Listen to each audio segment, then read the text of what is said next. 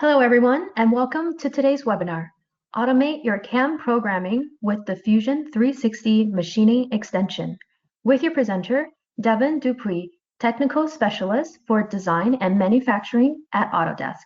And my name is Maria Ma, the Marketing Campaign Coordinator for Engineering.com, and I'll be your moderator today. First, a few housekeeping items to cover. Today's webinar will be recorded, then available for on-demand replay on engineering.com. For attending this full live session, you'll receive a PDH certificate within 48 hours. If you have any questions, please submit directly in your webinar interface, and we'll try to address all questions during Q&A. Now, without further ado, I'll pass it over to our presenter. Devon, over to you. Hi, thank you. How's it going, everybody? My name is Devon Dupuis, and I am a technical specialist here at Autodesk. I've been with Autodesk for about 2 years now, and prior to coming to Autodesk, I ran an aerospace CNC machine shop.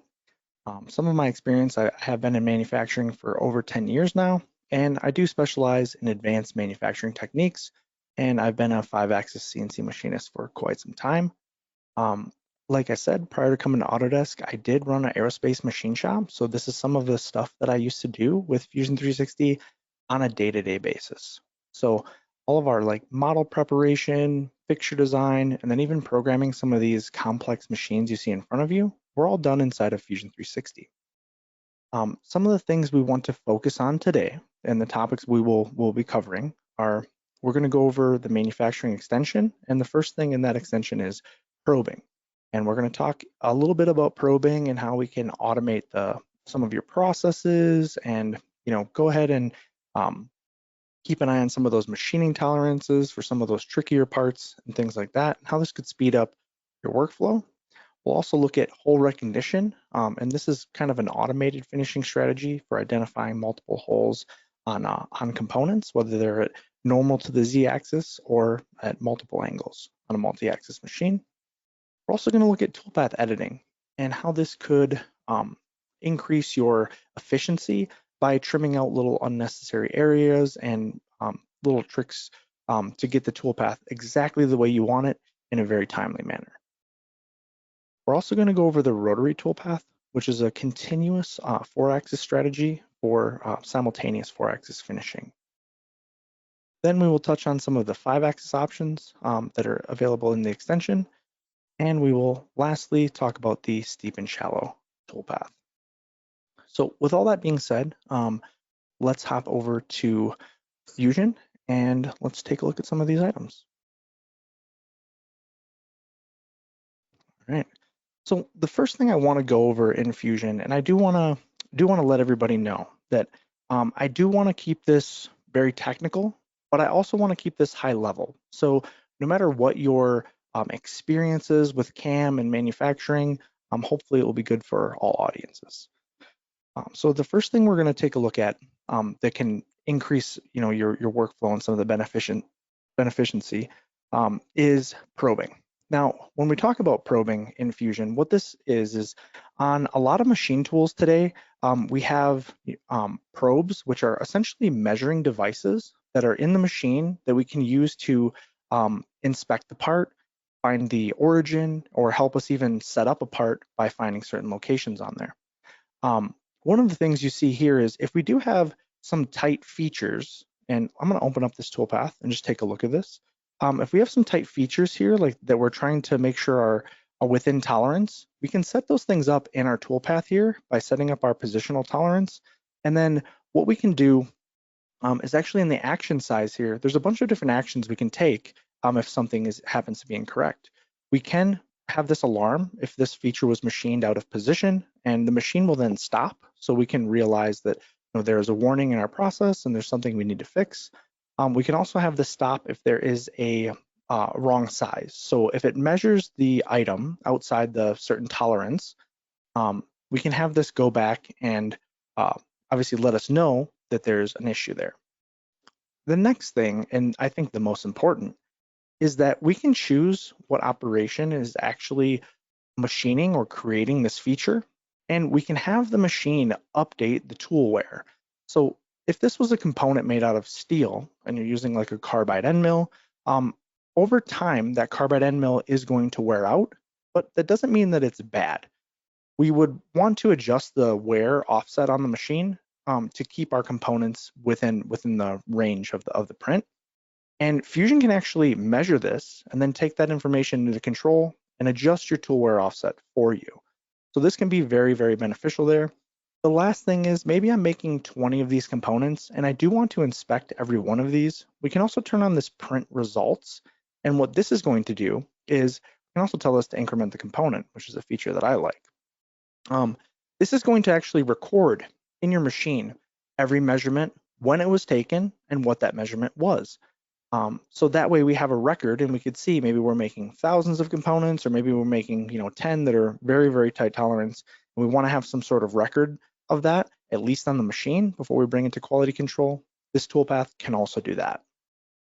So with all this being said, this could be obviously very, very beneficial for keeping track of certain toolpaths and certain geometric features that we might want to pay extreme attention to. The next thing is, what if my part is a little bit more, I would say, non-prismatic? So if we go into something like this, we obviously have kind of this free form, lofty surface here. This could be for a mold, a die, a punch, something like that. But when the customer sends me a part, I want to make sure I'm maintaining their surface integrity. So what I might do is, once I've machined this component, I might make an inspection toolpath here. And these are very easily made. So we can really focus on the areas that we're going to look at. So if I say inspect surface here, you can see Fusion brings up my probe, and then I can really pay attention to the areas that I want to inspect and take some point measurements on. And we can do multiples of these. We can also do obviously all over the part. Maybe I want to make a check here and a check on this surface and over here. So we can make a very custom program based on our surface and the items that we want to check. Now, what's going to happen is, once we run this program, Fusion is going to, in your machine, is going to record all those measurements, and they can be imported back into the machine and back into Fusion. And what you will see here is we can right-click on this toolpath here and say Show Results, and we can see that the inspection results have been recorded. So not only all of our nominal dimensions, but where it was actually contacted, any offset that we may have adjusted, and then that actual delta and deviation are here, and I can see those errors. Now, one other thing that I think is very beneficial, especially for inspecting these features, I have this on the pin mode, and you can see that some of these green dots have different heights on them. Now, these heights are represented by how off they are from the actual measurement. So some of these, although they are green and they are within tolerance, some are smaller and some are taller. That just indicates how far away from the mean of that tolerance we are. These ones here that are indicated in blue obviously are outside of our tolerance, and they have more material, so they are represented by that different color. I do not have any that are under tolerance, so on this specific component, I could leave it in the machine, and I can go remachine these areas where I see there's an issue. Now, one other thing, and another thing that's very common, is what I might do instead of doing that on the machine, if I don't, if I didn't have that probing, or I want to manually check this on something a little bit more dedicated to measurement, like a CMM, I might take this component off of my machine. And what I might do is bring it into that room, have it acclimate to the temperature, take some measurements on it. And then if I do find that there is some sort of issue where it can be repaired or fixed, I would have to then take that component and bring it back over to the CNC machine. Now, that can be very troublesome, especially for something like this, because even though these are some straight faces here, these might all be at different angles, and this might not be the easiest part to get in and out of the machine back in its exact position where it was. So what we can actually also do is take an inspection like this, so we can place the component in the machine, and we can utilize the part alignment feature. And what this does is take that information from the inspection results, choose what kind of machine we have, because even if we have a 5-axis machine, we can alter the position of the part or how it's actually sitting in the machine and generate a program so that we don't have to spend a tremendous amount of time setting these back up. So that can save a ton of time there. And that's something that I've done, in the past quite a bit. So let's move on to the next thing. So the next thing that I want to discuss in the manufacturing extension here is hole recognition. And this is one of my favorite strategies for increasing my productivity. You can see even on a component like this, there are a lot of holes, and they are also holes at other orientations. So there's a few different ways to look at this, and this is really just meant to be a simple click. So if I go up here and I hit hole recognition, this will analyze the part and it will look at all the features on the hole, and I'm going to open up one that I have here so we can see some of the options. This first one here, and I'll make this big, because we've already generated this, you can see it says keep existing, but if I did identify this 1/4-inch hole needed to be something else, I could certainly modify that to be a drill, tap, and a bore there. So we can look at the specific holes. Also, when I am clicking on this, I know it's a little hard with this box big, so I'll try to move it out of the way here. You can see when I'm identifying these holes, it's showing them to me. Now, what if I was looking at this component going, oh, I'm just going to make this in a vertical 3-axis machine? I actually don't have access to drill these holes in this operation. Well, by default, Fusion says limit to setup plane, and I have this unchecked. But if we wanted to turn this off, then it would only look at holes that are vertical to our z-axis, and it would ignore any of the holes at any of the other orientations. You can see this being very beneficial for setting up 3-axis machines, but also we have a multi-axis machine, and we're going to plant this component on the table. This will obviously write all the holes and processes for all the holes at any orientation. So if we had a very complex part with even more angles or directions here, Fusion would go through, identify those holes, and try to properly apply a strategy there. The last thing that I think can be really important is what tool library is it using? So by default, we are using the sample library, but if you had a local machine in here, we could say we want to look at a local machine, and maybe I want to do this in my UMC 500. Now it is only going to look at tools that I have associated in this library. So it won't make any unnecessary tools that that machine doesn't have, and anything that it doesn't have, it will just omit if a tool is not in the machine. So this can be very beneficial for programming and automating holes. This other one that I have here, you can see, is set up just for our z-axis normal. So from our machining vector here, you can see that it's only grabbing holes from this orientation, where the other one is grabbing holes from all orientations because it is set up for a 5-axis machine. So this can save a ton of time with automation. And whether you even have a part with a few simple holes, even when we're doing one hole that's a spot drill, a tap, and then maybe there's a chamfer or counterbore or something on that, this can be a very valid strategy because it not only, even for that one single hole, it'll make all 4 of those operations for the single hole.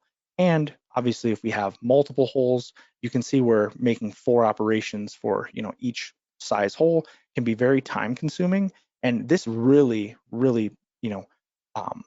automates that process and kind of takes it into the computer's hands here. So I hope that makes a lot of sense. Let's move on to the next one here. So the next thing I have is really something that I've struggled with a lot in the past. And sometimes what happens is we'll make a toolpath, and let me just expand this real quick. If we look at this toolpath, from a high level, it looks pretty good, but when I start zooming in on it, I see some areas in here that I'm actually not a fan of. So I see it diving down into this hole where the tool actually fits, which obviously doesn't please me very much. And then I also see over here, there's some, I call this like a waterfall, but the tool is essentially waterfalling or spilling over the side of the area that I have selected. And this could be caused in many different ways. Obviously, how the model was designed, how we selected our toolpath, and sometimes this can be very, very tricky to go through and fix. So let's do this. Let's go to the 2 holes here. And from the top, I can see kind of these messy areas. And we have 2 different modes to do this. One of them is kind of a really manual one, but if I say I want to trim out, and I'm just going to make a kind of a simple polygon here, and I'm going to take some of these segments with me. I'll just make kind of a selection there. So I like that. I'm going to hit accept. And what I'm going to tell it to do is keep the outside of the boundary. So with a very short click here, we can easily trim out that toolpath to get rid of those sections that I don't want. Now that is the first way to do it, and this is a really custom way to do it, especially if you see something you don't like or if it's halfway on a toolpath segment. The other way is called delete passes, and delete passes works similar but a little bit different. It allows us to do things like a window selection here, and anything that I have encompassed in that window, you can see the selection was obviously different than that polygon, but it automatically grabs all those areas, and I can tell it to do the same thing, just trim them off. and it will reproduce a tool. It will actually trim off that toolpath and give me my result. Now, this is great, but what if I went in and modified this toolpath? What if I went in and said, hey, I want to change this? Now, a lot of users are accustomed to this type of feature. What they're not accustomed to is when I go in here and I make this something like 0.1, because maybe I want to do like a semi-finish on here. When I recreate this toolpath, generally all my edits are lost. And what this does is it actually keeps the edits that I made based on the tool size, even if I change my toolpath. So no matter if I change my cut direction or my step over size or even my tool, my edits are maintained. And what we can see here is when I grab this, we can see that down in the timeline here, I have some of those features. So this one here looks like there's an error because maybe I selected some passes that are no longer there. We could right click on this and we could easily say delete. And if we didn't like the other edit and we wanted to see the original, we could also click the original edit and hit delete. And then it will produce the toolpath how it was originally without those edits. So these edits maintain associativity and we have a history of them. One other thing that is new is I'm gonna randomly make another one of these here. We'll just say that we'll trim off an area like that. I'm gonna put a note in here, trim for G. And when I put in that note, this will let anybody else looking at the toolpath, when they see the edit and maybe why it was done, they can hover over this option and you can see there's a note there and it says trim for manufacturing, or for MFG for short. So it does allow other operators to see maybe why something was trimmed off and whatnot. So let's go back in here. We'll delete this. And then I'm going to double click this and let's go back and make this toolpath fine so we can look at those other areas. One other thing to note here is obviously this toolpath is generating right now, but you can see my Fusion's not locked up and I can still create new toolpaths if I wanted to. So Fusion is hyper-threaded while all this is happening. So even though that toolpath is generating in the background, we're still able to continue working. And that's a pretty complex and a pretty dense toolpath that we just created there in just a few seconds. You can see how tight some of these lines are. And if we look at these other lines here, you can see I have also some views set up to look at these particularly tricky areas. And I can do the same thing. I can come in here and make a trim toolpath, or I could even say delete passes. And I can zoom in on this problem area here and see how nicely that's selected, just the segments that are fully encompassed by my selection, and hit OK and easily just get rid of that entire bad section. So toolpath editing and trimming can be done on finishing strategies. This is limited today to finishing strategies only. So like roughing strategies, if we did allow the customer to do that, it would obviously be pretty, it would be not intended for a user to, eliminate the top part of their roughing strategy and have their tool crash into the stock. So we are trying to keep it safe there, and that's why the other strategies aren't allowed. But on these finishing strategies, these are mainly the ones that I have, issues with. It makes going back and trying to make other selections and boundaries very quick because I don't even have to go back into design and try to make a boundary or trim something off. So this can be very beneficial with saving time there programming and getting exactly what we want in a short amount of time. So let's move on to the next thing. So the next toolpath that I want to talk about that is available in the extension is the rotary toolpath.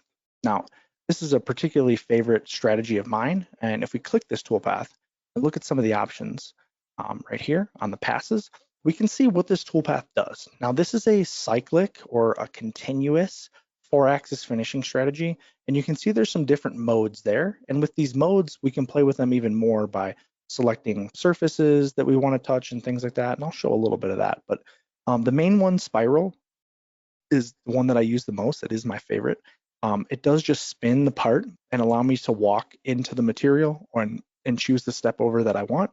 So it is going to continuously spin that 4th axis so I could machine a part like this, because this would be a particularly tricky component to do multiple orientations on, and especially if it wasn't symmetrical. If it wasn't symmetrical, it would be even more difficult because I would have to make a tool orientation or something for each individual vector or position that I want to machine from.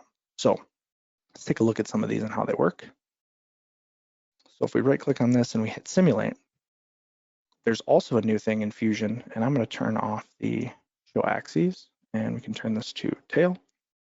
We'll even turn the stock off just to simulate a little bit quicker. So one of the things that I've always kind of been a little irritated with is when I play this toolpath, you'll see that the tool is going to go around the part. Now, generally for something like this too, this isn't something that I'm a big fan of. And I mean, I can guess and I guess simulate what this would look like, but I kind of want to see the part revolve while I'm doing this. So there is actually a brand new option in Fusion to let us do this. So if we go down here and hit Tool, now what this will do is actually lock the tool, and it is going to spin the work so that I can more accurately get a representation of what I'm machining. And obviously if I have the stock on here, you might have to bear with me while this loads. When I have the stock on, this can be really beneficial once it catches up to show me what I'm actually doing. So now I have a really good representation of how my part is being cut, what kind of stock is being removed, and I don't have to sit here and get dizzy trying to follow the tool around.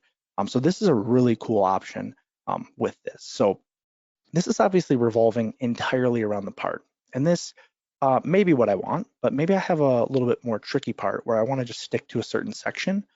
You can see here that I have a rotary, and if we double click on this toolpath, let's look at the geometry section, and you can see there's some angular limits that are set here, and they're a little bit hard to see, but you can see this blue windowed area there. These are the areas we're going to, and I've picked some points here just to determine where I want those to start and end at. Maybe we'll try to get a different view, and you can see that this toolpath, instead of continuously revolving, is now just going in that area that I have selected. So this is one way to, I guess, constrain the toolpath from doing everything. There is some other ways in here too, or you could just leave it be 360, and then we could go to avoid touch surfaces, and we could just touch whatever surfaces we actually wanted to affect, and then it would apply that strategy to the affected surfaces. So if we had more than one orientation that we wanted to do, and an angular limit just wouldn't cut it. There's also some other modes in here to get at that. So this is a pretty good example here, and let's just we'll take a look at this real quick just to show what this is doing, because this is utilizing one of the other strategies in here, and this is the line strategy. So this is going to do angular movements and go in and out of the part. So this can be beneficial too, even on like 5-axis machines. Sometimes like a head machine won't have continuous rotation. So this is a good way to pick a starting point and have it revolve around within the machine limits. And then obviously if this was required for the surface we were doing, this is obviously another way to do that. So let's go into another part here. And this is another one that we could, utilize that strategy on. So let's actually make a toolpath. I'm going to go in here and go to rotary, and let's select my tool. I have a lot of documents open, so we'll just grab one of these, and we'll place that in there. So this is set up on I believe, a 5-axis. But what we want to do here is we'll have some selections to do. So I want to pick my rotary axis, and I can say set up x-axis. So that's going to give us that. And if I just hit OK, let's just see what this does. And generally, I would say when we're making toolpaths, that's my preferred method, especially when I'm learning a system. Don't make a ton of edits. What I want to do is just pick my tool, and I want to get something to generate. I don't know how many times that's happened to me where I went in, I changed 17 different settings, and then I hit generate, and then nothing happened.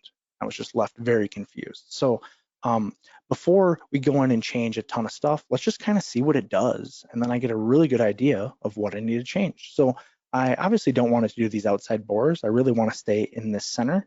And I also want these to be a little bit tighter. So what we could do here is edit the toolpath. You can also double click the tool icon to get this to go into this edit mode. But let's go to geometry. And I'm going to just look normal to the side. And I can see there's a front and a back, and they're actually indicated by these little hands here, or by these little lines. And I can take this little hand, actually move them to where I need to be. So I can zoom in right on the radius of where I want to start and place these. And that looks good. And then I also want to affect the spiral, how it was going across. So we can go in here and we can go to step over. And let's just make this something tight, like 10 thousandths. And we'll hit OK. And the direction is set to both ways, which is fine.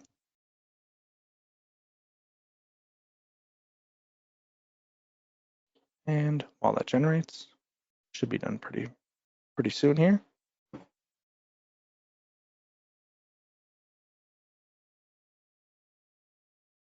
And there we go. So that looks pretty good. Really what I kind of wanted here. And I've talked to a lot of customers, trying to do things like this. And this is actually, a really easy way to produce a strategy like this. In a lot of other systems, this is a very difficult thing to produce. And we really try to make it very easy inside of Fusion here. So we can right click on here and hit simulate, turn the stock off. And we can, again, my favorite part is play this spinning how it would in the machine. So we can see this, going down that radius and going into here. And then obviously it's going to be lifting up when it goes over these fins. And depending how we rough this out or finish this, we can do, this selection, or we could even do another one of these by right clicking on this. And one of my favorite things to do is actually to duplicate the toolpath. And then we can take this duplicated toolpath and we can alter the strategy to like line.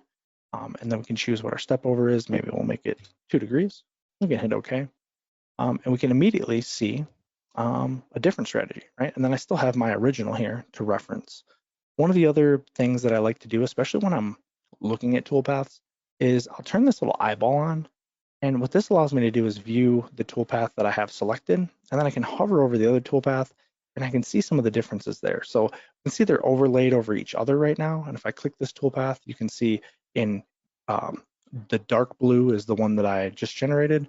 We can turn the eyeball off. So this is a good way to compare and contrast two toolpaths and what they're doing. So we can see we have kind of a linear strategy here going across, and this might be required for getting some of these tighter areas in there.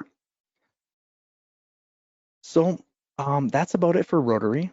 And we can also use the toolpath trimming on this rotary toolpath. So maybe we, want to omit certain areas or certain fins, or maybe one of these is, missing. We can certainly do that with those edit functions that I showed earlier. Let's move to tilt and turn, which is some of my favorite stuff. So this is getting into some of the 5-axis, right? And generally with 5-axis or even systems in general, when we're looking at doing planes or machining operations in a 5-axis and a 3+2 machine, we want to make different planes or frames or different vectors. And in a lot of systems, that work is required to generate a toolpath. In Fusion, it's not. So I've already created a roughing operation here, so we can just focus on the finishing. But even for those new to this, maybe this would have been beneficial. I'll delete that. Sometimes I make mistakes. And I'm going to say create from template. And I have a arrow roughing toolpath. And this is actually just a strategy with the tool that I have here. And you can see that it's obviously not doing anything. So I can paste in a template there and I can just hit generate. And I can easily get the roughing done on this part so I can focus on the finishing. So that's another great benefit of Fusion 2, especially when you make one of these toolpaths that you actually like. It's really good to right click on the operation, go down, you can say store as template, and then you can save that, name it for later, and call it up in the future. So let's look at some of these faces, and let's start over here. So maybe I want to make a parallel toolpath on this radius portion. Sometimes we could do this from the top, but maybe I want to obviously have my tool leaned at a certain angle. And what we can do here is just go into 3D and we'll do this as a scallop actually. We'll come in here and pick a different tool. Grab this little guy. And a lot of times what happens is the only options I have are my Z-axis normal, my machining operation where it's at 0. And if I wanted to tilt this, like I said, in other systems I'd have to make a frame here. Let me show you how this works inside of Fusion. With the extension turned on, we have this tool orientation option. And in here, we actually have some further controls. So you can see that I can just grab this X-axis and just move it. And then I can spin this orientation down. And now my tool is going to face that direction. Now, that's a really good way to do that. And let's make an operation here. So I'm going to say selection. I'm going to grab this area here. And we'll go to my passes.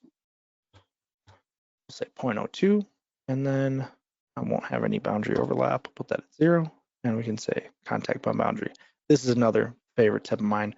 Contact point boundary I pretty much always use, and this is a little trick to let the tool kind of violate the boundary to finish its contact. So on this little window here, you can see in that upper left-hand corner where it says disabled, That red line that's going up and down is the edge of our assumed boundary.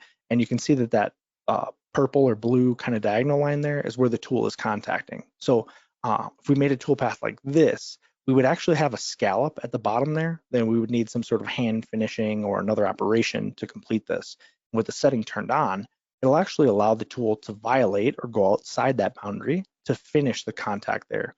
And it still won't violate your model, obviously. If there was something below there, we would have to either use a different tool or whatever, but this is always going to make my toolpath not miss any of those areas in my selection. And then inversely, actually at the top, in the bottom of the display window there, for the top of the toolpath, it won't roll the tool unnecessarily up and over the top. So it'll actually stop it at the contact so that we don't get that wasted motion. So I'm going to turn that on, and let's just hit OK. And we can see my tool is going at that orientation, and it is machining those areas. Now, maybe I run this on the machine and I like this, and oh, look at that. That's a problem there. So what we could also do here is maybe I could go in and change my direction or things like that. But what I'm going to do, just use that little trick from before. Let's go in here, zoom out. I'm just going to go to toolpath trim, and we'll take an area like that. We'll say we want to keep the outside boundary, and we'll hit OK. Now it's going to generate that toolpath without that unnecessary stuff that we didn't want. And then, so that looks really good there. But what I might want to do is change the orientation. Maybe I run this and I realize, hey, my tool's a little worn out in that spot. I want to adjust what orientation I'm at. We can double click on this icon, go back in here, and let's look at some of the other tricks that are in here. So one of my other favorite ones, and sometimes you have to be machining ninja to get this right. And I am, so it works for me, but it doesn't work for everybody. Sometimes what we need to do is actually align to a view. So like you can see, I'm moving my view around, and I'm going to put it, let's say right here. There's a little button here that says align to view, and it's actually going to parametrically align this to the view that I have right now, and then save it to the toolpath.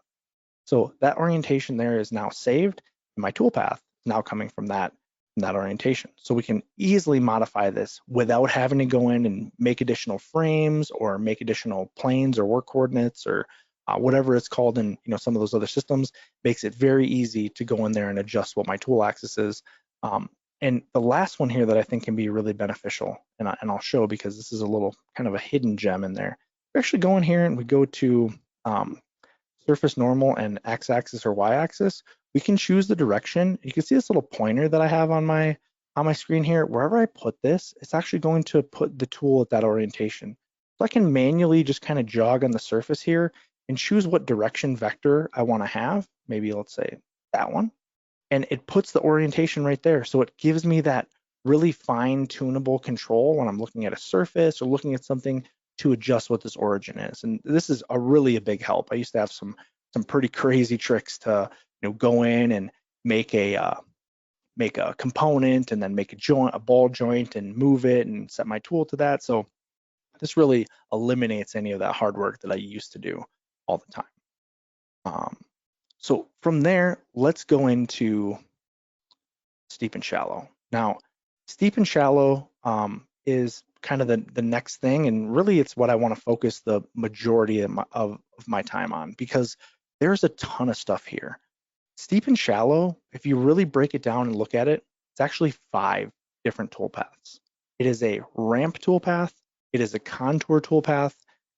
So like right here, let's say it's ramp, it's contour, it's parallel, which is here, and it's scallop, and it's steep and shallow, which is a combination of any 2 of those things for steep and shallow areas. One of the reasons why steep and shallow is so beneficial is because not all toolpaths are created equally. So let's look at this. And I'm going to go in here to make a parallel operation, and I got to change my tool because that face mill wouldn't do me any good. I'm going to go to the top here, and again, I just picked my tool. Let's just hit OK. The reason I put the view to the top is so we can see what it's doing. This toolpath is what I would call a projected toolpath. So essentially what it's doing is looking from the tool down from the tool, and it's just striping or projecting from this view here. And that looks good, right? If I go to this side, it looks pretty good. I mean, it's going across. It's probably not as dense as I would like it to be. But there's some inherent issues with this. In areas opposite the cut direction, obviously front to back here is our cut direction, the toolpath can fall apart. So do you see if we look at it this way, we see some spaces that are way wider. And if we alter this toolpath to go 90 degrees, this will be even more apparent. By looking at the sides.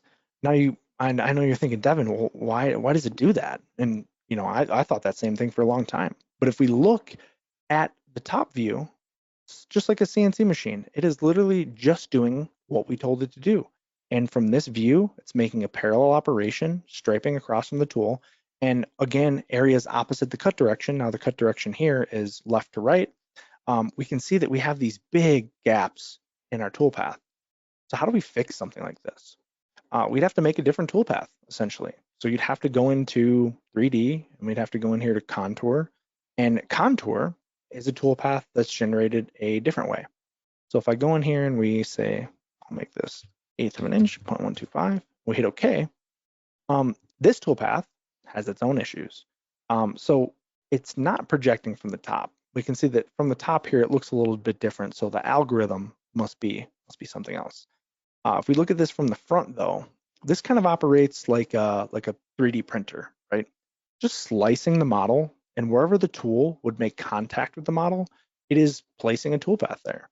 So commonly this is called a contour, but some systems call this waterline, and it's almost like having the part in a container and then filling it up with water. Wherever that line happens to be, that's where the tool would touch it.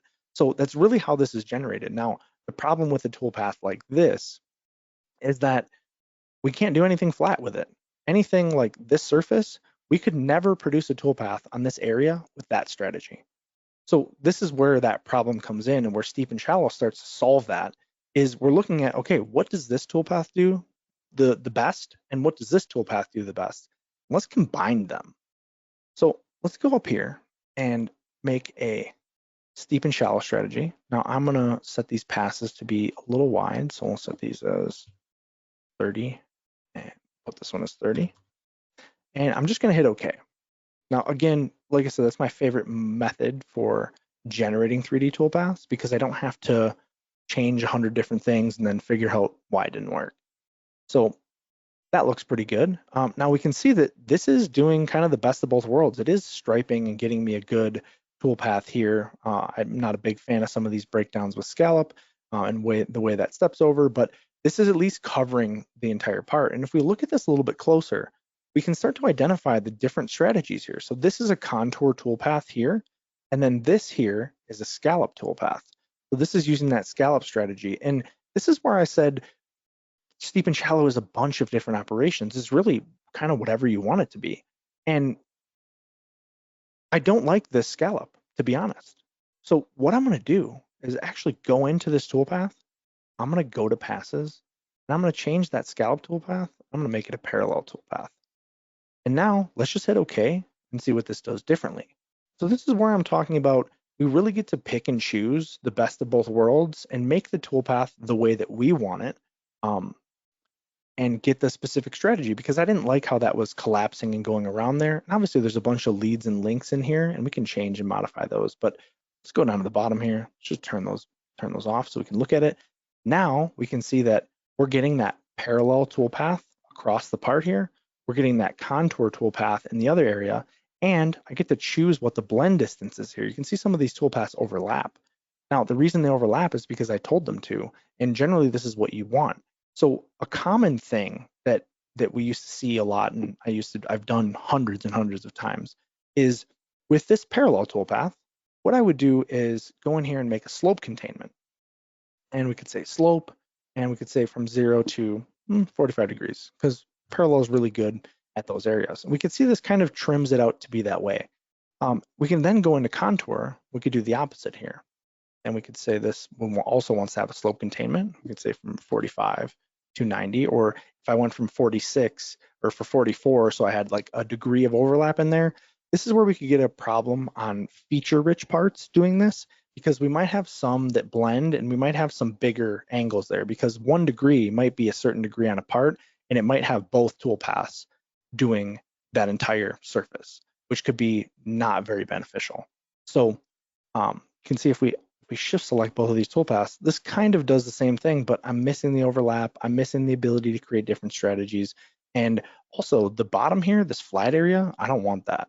So if we go into steep and shallow, we could even go to geometry here, and it says flat areas. We could just say avoid flat areas, because generally any flat area on the part here, I'm just going to machine with a flat end mill.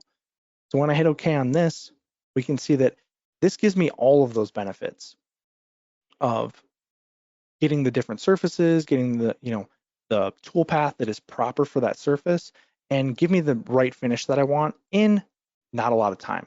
Because steep and shallow is one operation. You don't have to make multiple operations to do multiple things. I can get the best area of this mold cavity here, or this mold, and get the result that I want in a quick amount of time. Because generally, even when we're doing these strategies, we'd be going back and forth, and we'd be creating different strategies. And on a larger feature-rich part, I might be segmenting out certain surfaces to do. I might do this surface and this surface with one toolpath. I might do these surfaces with another toolpath, and that takes a lot of time. Steep and shallow really connects all of those things and gives me the best result. So the last thing that I really want to focus on, and is really kind of my passion, is some of the other controls that are in steep and shallow. And steep and shallow, again, is from the extension. And I guess to explain that a little bit more, this is actually taken from our Power Mill product. So Power Mill is a really dedicated 5-axis solution for, doing molds and things like this and controlling advanced 5-axis machines. But instead of going out and having our customers purchase Power Mill, if you want some of these features inside of Fusion, they're available via this extension that I've been showing you this entire time. And it gives you access to that same brain or engine that makes toolpaths inside of Power Mill at a fraction of the cost. So what else comes with Power Mill that I'm really passionate about is all the 5-axis controls. So I don't know if you guys noticed, there is another page in Steep and Shallow. It's called multi-axis. And the simplest thing I could want to do with 5-axis is just taking a regular one of those strategies, parallel, contour, scallop, ramp, and turning them into 5-axis, right? That's probably what we want to do the most. And generally when we're doing something like that, we want it to be automatic. So we could just turn on collision avoidance here, and this is going to automatically convert a 3-axis toolpath into a 5-axis toolpath. So if I want to use a shorter holder or a shorter tool, I can really get the benefits out of my machine tool while maintaining rigidity and increasing my surface finish and my productivity. Because I mean, we've all probably ran tools that were hanging out 4 or 5 inches and they probably didn't sound super great. So we had to slow it down the RPM, slow down the feed rate. This lets me put a short tool in there that's stubby, that's rigid, that allows me to cut fast and efficient and get those results done. Really the easiest way, just a simple checkbox. So let's look at an example for that. So I'm gonna go in here, go to 5-axis parallel. Now this is a lift fitting. This is something I actually produced for an aircraft in the past. This is what opens up like a hydraulic door, and this goes in the door of the aircraft. So this is a pretty extensive part to machine, and it did take a ton of time for me to program this. I'm gonna be honest with you. It was extremely tricky for me to get this area. And really, if we start looking at a part like this, why would this be hard? I mean, it doesn't look very hard. Well, the bottom of the floor here is curved. That looks pretty simple, but let's do an analysis. And one of my favorite tools inside of here are different than like draft analysis, and certainly we don't have access to that here, but it's called accessibility analysis. And this kind of does like draft analysis, but a little bit differently. So we're really looking at specific machining vectors that we're going to process our part with, and we're going to display areas in red that would not be accessible by that tool. So if I invoke this accessibility analysis here, see I can select my body, and then I need to select a direction. Now there's really nothing straight in the direction I need to machine on here, so I'll have to open up my model. We'll turn that on and we'll grab the bottom here. So now we can see that there's some red areas on there. And the reason these red areas are highlighted is because they are undercut or occluded from my Z-axis normal. And what that means is if I just go to my top view here, I have this set to orthographic, and we can see that nothing here is displayed in red. But if I highlight one of these surfaces or touch one of these surfaces, you can see that the undercut here is pretty extreme, and it's in more than one location. So all these pockets here are normal to the floor of the surface here. then even these front cavities, which this was a really big pain in the butt for me to make this the first time. So let's look at how we could fix this. So a regular 5-axis strategy here, and let's just open this up. We can simulate it. A regular 5-axis strategy, it might take some time, and let me change this back to model because that's how I want to see it. But what this does is, hitting that checkbox is going to give me an automatic solution. But here's where that solution falls apart. When I go in here, like even this first motion here, like obviously it's not colliding, it's standing the tool up, the tool is free and clear of the part. When I get over here to where this wall is, it's going to jerk the tool out of the way. Now that jerk motion there is not very desirable. It's not going to look good on the machine. It's probably going to scare us the first times that happens when the part just automatically tips out of the way. And it's not going to produce a good surface finish, to be honest. So what we would want to do is there's a specific setting in here. We'd look at this one that I have here. All I've done on the multi-axis page, I have automatic selected, which is what I've been showing. There's a smoothing angle, which this is how the toolpath is smoothed over a certain angle. And then there's also a smoothing distance. So the only difference between the first toolpath I showed and this toolpath that I'm now going to simulate is I've increased the smoothing distance to a larger distance. Before it was set to 200 thousandths, and what that does is when that tool was stood up and it was traveling down that path, when it saw a collision, it said I have 200 thousandths of room to fix this. So that's why that jerk motion happens in such a short amount of time, because it has to correct it in that amount of time. So me giving it a bigger distance here, 20 inches, so let's see how that looks. We can hit simulate, and we can see that this is going to play across here, and we don't see that jerk motion, and we actually don't see it correcting and standing up the tool because it can smooth it out over the 20 inches here. And what this is doing is actually really nice. It's staying fixed a lot. You can see at the end I'm getting some multi-axis articulation. I can actually turn on the axes, which can be beneficial here to showing that. And when we play this,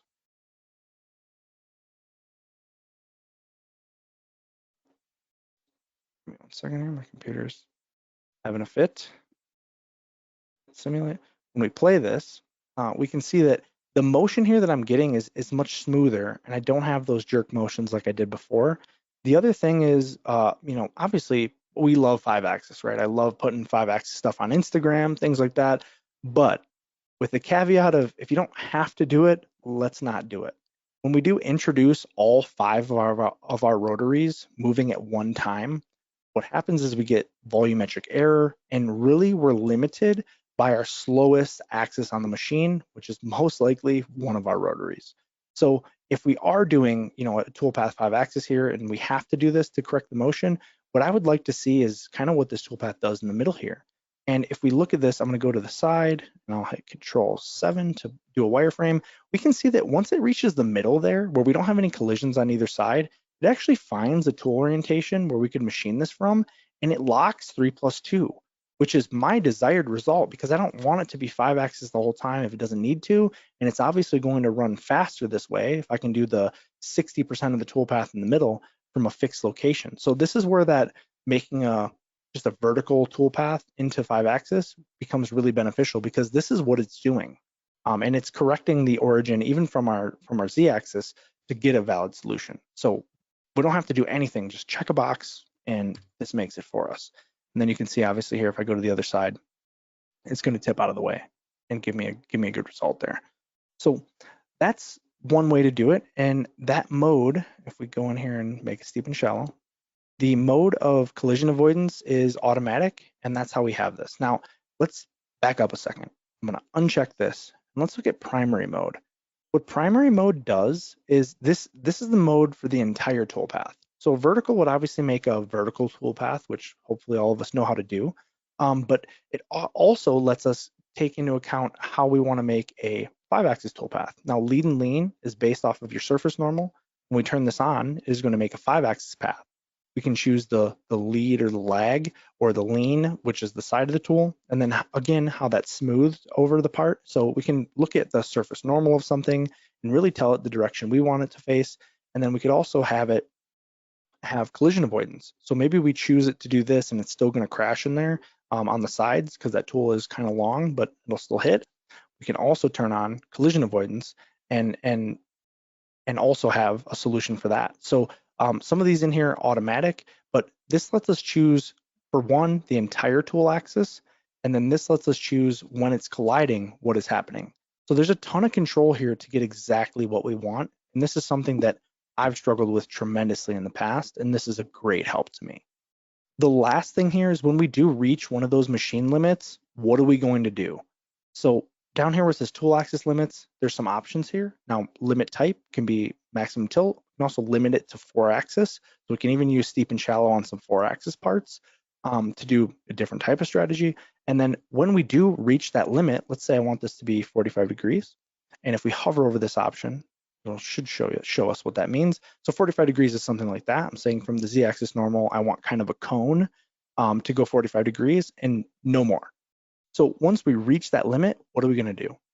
Areas beyond the limit here, and this is something, again, like I said, is really powerful. With the maximum tilt being at 90 degrees, you can see that dome shape there. It's covering the entire thing. When it's limited to like 65 degrees, you can see it only reaches a certain area. And then if I say we're going to, trim the toolpath at that would be the result. But if I say lock at, maximum tilt, machine at maximum tilt, it is going to lock at 65 degrees and then continue machining down.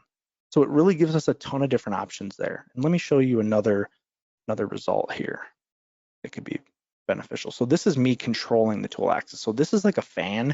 This could be a really hard part to machine. You can see this face here. It's undercut. Obviously, there's some long reaches here and everything like that. All I've done was take a very simple point, and this is the simplest way to do this. And I told Fusion to stay connected to that point at all times. So when I play this, once the tool comes in, you'll see that this tool is going to stay connected to that point that I told it to stay to. So I'm choosing the motion. I'm choosing where the tool is going from. And we probably all haven't done this, but when you do get into a situation where you got to go through a little frame or a window to machine something, this can be very, very beneficial for controlling that. And this is something that I used to have to go to almost other software for, and now it's in Fusion 360 and I have the ability to do this. So this is a big, big help to me. The last thing that I have to show is just some of the undercut capabilities and like that 4th axis that I was showing. We could obviously do some rotary strategies in Fusion and trim them to certain areas, but we can even do that with steep and shallow. Now, the limitation with rotary here is rotary is for 4-axis only. So if I wanted to tip my tool at a certain degree, I wouldn't be able to necessarily do that. But steep and shallow, because of its multi-axis controls, it allows me to do something like that. So I can machine that same area here with the tool tilted. I can go all the way around the part if I want to like this, and then I can even tip it if I want to. So we can get some really good results here. And this brings a ton of control to Fusion 360 so that I don't have to go out and get other software, get specialty software just to do this. Fusion 360 can really grow with you and your capabilities. So with all that being said, let's hop back to my PowerPoint because we're nearing the top of the hour. And I'm going to go to the summary. So in this webinar, here's some of the things that we covered. We talked about how the machining extension can bring added value to your business by probing and inspection process automation, by hole recognition automation, by toolpath editing for faster and efficient toolpath results. I think we all saw that. And then the 4-axis rotary toolpath options, the 5-axis controls to speed up programming with like tilt and turn and some of the options that I just showed you. And then last but not least, steep and shallow, which to be honest is the best 3D finishing strategy because it encompasses all those things. With all that being said, we have a few minutes left for questions, so let's take some of those questions. Thanks so much, Devon. Here's our first question, and this was asked during your tilt and turn example. Is this for multi-axis only?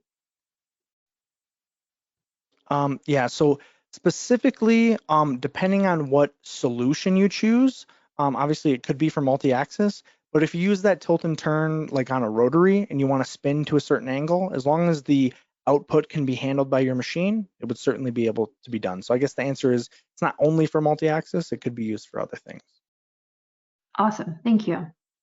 In terms of manufacturing strategy for complex parts with multi-holes and multi-surface configuration, what's the best type of machine to use, 3 or 5 axes, to achieve the best speed and best quality?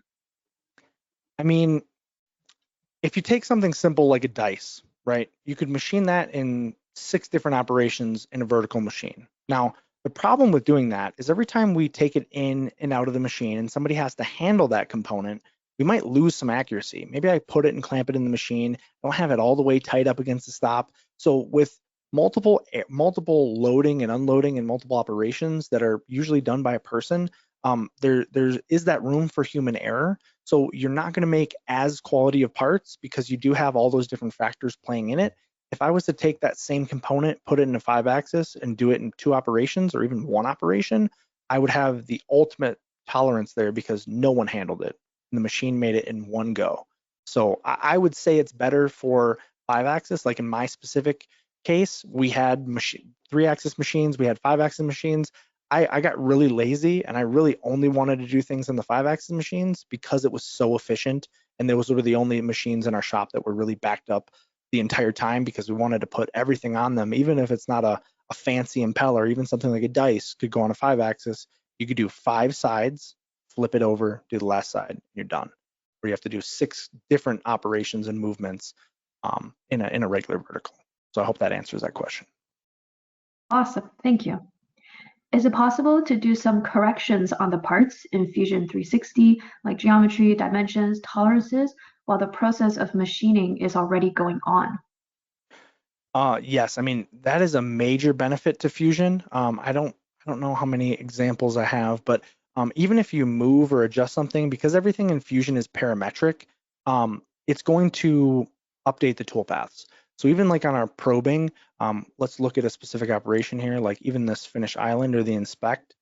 There's a bunch of different operations going on. If I go back into design, and even very crudely, this was made in Fusion, so I do have all the history of the timeline in here, but even on an imported part, I can still modify and move this. So I could just window select something like this.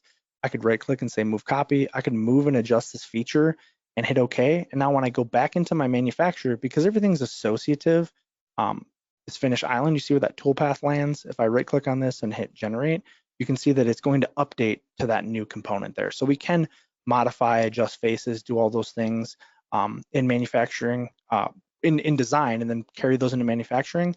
If you have more specific questions, certainly reach out to us. We'd love to, talk to you a little bit more about your specific need. Great, thank you. Does Fusion 360 include a metrology tool that automatically calculates and set the best possible tolerances for parts machining? Yeah, so as far as MBD, which is model-based definition, and PMI, which is product manufacturing information, we don't utilize any of that today in Fusion. That is something we're looking into. And then as far as the metrology side of it, there are some things you can do to obviously measure the component and then make adjustments. But as far as, correct machining strategies or things like that, there's nothing that I believe exists out there today. Okay, thank you. That's all the time we have for now. Thanks so much, Devon, for the great demos, and thank you, attendees, for joining us. We hope to see you again for future webinars. Bye for now. Thanks so much, everybody.